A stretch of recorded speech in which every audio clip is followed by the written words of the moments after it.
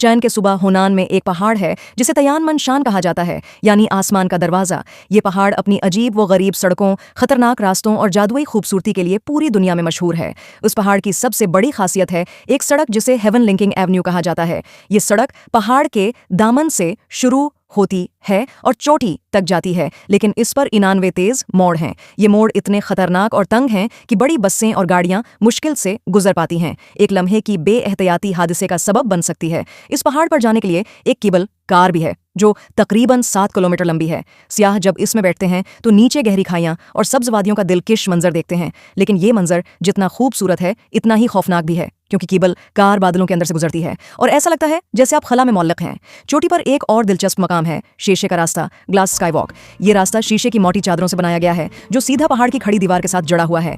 चलने वाले के पांव के नीचे सिर्फ शफ्फाफ शीशा और फिर सैकड़ों फट गहरी खाई नजर आती है। 2016 में एक चीनी खातून ने जब पहली बार इस शीशे पर कदम रखा तो खौफ से कांपने लगी और रोने लगी, लेकिन जब उसने पूरा रास्ता तय किया तो कहा, यह खौफ और खुशी जिंदगी का सबसे अनमोल लम्हा है। पहाड़ की एक कुदरती चट्टान में बड़ा सा सुराख है जिसे हेवंस गेट कहा जाता है। ये सुराख गविया एक अजीम दरवाजे की तरह दिखाई देता है। दुनिया भर के पायलट्स यहाँ आकर हवाई जहाज उड़ाकर इस दरवाजे के अंदर से गुजारने का मुजाहिरा कर चुके हैं।